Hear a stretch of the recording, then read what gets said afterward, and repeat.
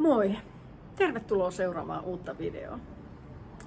Tänä kesänä mä bongailin Helsingissä mielenkiintoisia kohteita. Ja mun suosikiksi nousi Pommikallio Viikissä. Mä löysin se vähän vahingossa, sillä on tosi hieno nimi, mutta siihen liittyy myös paljon mielenkiintoisia tarinoita. Siellä on luonnon ihmeitä, siellä on kiipeilijöitä, siellä on sotahistoriaa. Tällä videolla mä aion näyttää sulle sen kallion. Mä näytän niitä luonnonihmeitä ja mä kerron siitä kaiken sen, mitä mä oon nyt siitä oppinut. Siltä varalta, että sä oot täällä nyt ihan ensimmäistä kertaa, niin mä oon Eija. Mä oon 60 maantieteen opiskelija, eli ikuinen utelias. Kiva, kun oot mukana. Ja tää on Pommikallio. Ja nyt Pommikallion ensimmäinen ja ehkä mun mielestä se makein juttu on toi kallioseinä. Mutta ensin mä kerron, missä mä olen. Pommikallio on Hallainvuorella Viikissä. Ja Hallainvuori on osa pitkää murroslaaksoa, joka kulkee läpi koko Helsingin Vantaalle asti. Sen laakson toinen reuna kulkee täällä Pihlajanmäessä.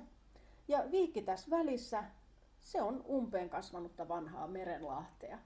Täällä Pommikalliolla on taaksepäin kallistuva, kaareva kallioseinä. Siksi se on erityinen. Se on siinä. Kato. Siellä on pari kiipeilijän mittakaavana.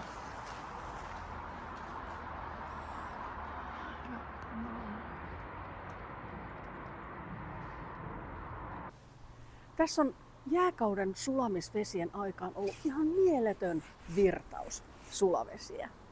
Koska tämä on murroslaakso, niin ne vedet sai niin kuin entistä kovemman vauhdin ja voiman alleen. Tätä kalliota on siis se vesi ja sen mukana kulkenut kiviaines. Ne on moukaroinut tuota kalliota niin, että siitä on tullut tommonen kovero. Eli taaksepäin kallistuva, kaareva kallioseinä. Se on mun mielestä se Pommikallion makein juttu mun mielestä. Mut sitten se seuraava. Mennään sen sotahistoriaan. Ensimmäisen maailmansodan aikana tänne louhittiin luolia tähän kallioon. Ja tässä on nyt 2 luolaa. Ne toimi ammusvarastoina ja tämä Pommikallio oli osa isompaa tukikohtaa. Tämän luolan päällä on 9 metriä paksu katto. Siinä näkyy joku eteinen. Ja nämä molemmat luolat, nämä on noin 64 kokoisia. Niiden tuo betonirakenne on esillä. Se näkyy tässä kalliossa. Ja nyt nykyään nämä luolat on suojeltuja. Nämä on rauhoitettuja muinaisjäännöksiä. Ja muinaisjäännöksistä päästäänkin Pommikallion 3. makea juttu on. Tämä on yksi Suomen ensimmäisestä kiipeilykohteista. Täällä on kiipeilty 50-luvusta alkaen. Joo, täällä kiipeillään muinaisjäännöksellä. Tuolta kalliosta pystyy näkemään, sinne on jäänyt muistoksi tai jätetty tommosia kiipeilijöiden hakasia. Siinä on ohjeet annettu, miten täällä saa kiivetä. Missä menee kiipeilyreitti. Eli noi luolien suut ja niiden ympärys pitää kiertää. Noita betonin rakenteita ei saa vahingoittaa ja niihin ei saa kiinnittää mitään. Ja sitten se Pommikallion 4. tarina. Tuolla huipun päällä, korkeammalla kohdalla, siellä ihan jyrkänteen reunalla, siellä on 2 hiidenkirnua. Ne on noin metrin kokoisia, eli halkaisijaltaan metrin ja noin 30 senttiä syviä. Mutta ne on vaarallisesti tuossa reunalla. Mä oon pari kertaa jo siellä käynyt. Ja mä löysin niistä sen toisen. Mä näytän. Siis Hallainvuori on luonnonsuojelualue. Ja tää on kovassa käytössä. Siis tietysti lähiseudun asukkaille tää on tärkeä. Mutta tätä uhkaa nyt semmonen liikakulutus, koska asukasmääräthän kasvaa koko ajan. Ja luonnonsuojelualueellahan pitäisi aina liikkua merkittyjä reittejä pitkin. Ja sen takia tänne rakennetaan portaita ja rakennetaan pitkospuita ja tällaisia tasanteita, niin kuin ihmisten reittejä. Että vältettäisiin tallomasta luontoa tuolla muualla. Sillä lailla voi itse niin kuin ehkäistä sitä ylimääräistä kulutusta. Ja sitten toinen ongelma, mikä täällä on se, että täällä on tommosia luvattomia nuotiopaikkoja. Siinä on tietysti metsäpaloriski, mutta kyllä se suurempi ongelma on se, että siellä poltetaan lahopuuta. Ja oikeasti kun nuo metsän eliöt tarttis itse sen lahopuun, niistä saisi iskeä nuotioon. Mutta onpa makeat näkymät tonne yli Viikin peltojen ja samalla sen vanhan merenpohjan ja Merenlahden. Ja vasta rannalla tuo reunasta näkyy Pihlajanmäki. Tuolla. Nyt ne hiidenkirnut on tuolla rinteessä jossain. Ja niin kuin ehkä näet tuo reuna, niin siellä on sitten se pudotus sinne. Se jyrkänne.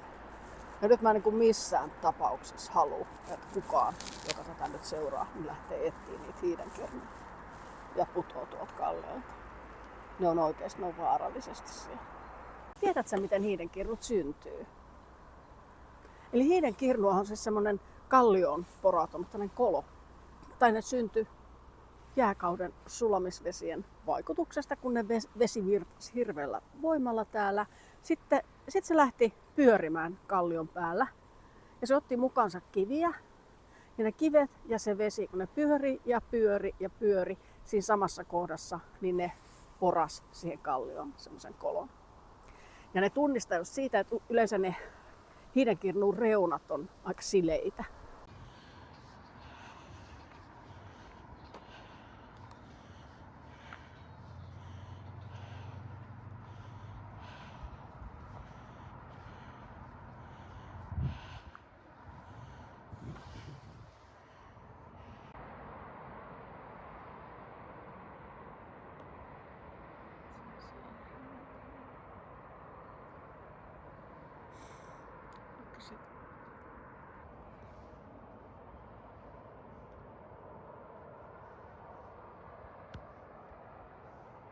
Ja tässä paikassa, kun täällä on syntynyt toi Koverakallio muun muassa, niin täällä on näitä hiidenkirnoja. Täällä on kyllä ollut mahtava meininki silloin noin 7000 vuotta sitten. Ehkä 10 000 vuotta sitten. Mä kävin täällä reilu viikko sitten ekan kerran, sato, niin mä en uskaltanut kiipeillä tuolla kallioilla. Mut nyt mä löysin sen toisen. Vitsi, on hyvä fiilis. Ja noin 8 metrin päästä siitä, niin siellä on se toinen, mutta se saa olla. En lähde enää etsiä. On toisen verran pelottava paikka. Se oli ihana pommikallio. Ja nythän se on varmaan sunkin suosikki. Muista tilata kanava, niin kuulet lisää tällaisia juttuja. Mä jatkan seuraavalla videolla samasta teemasta, Helsingin luonnonihmeistä. Ja kiitos kun katsoit tänne asti. Nähdään seuraavalla videolla. Moi!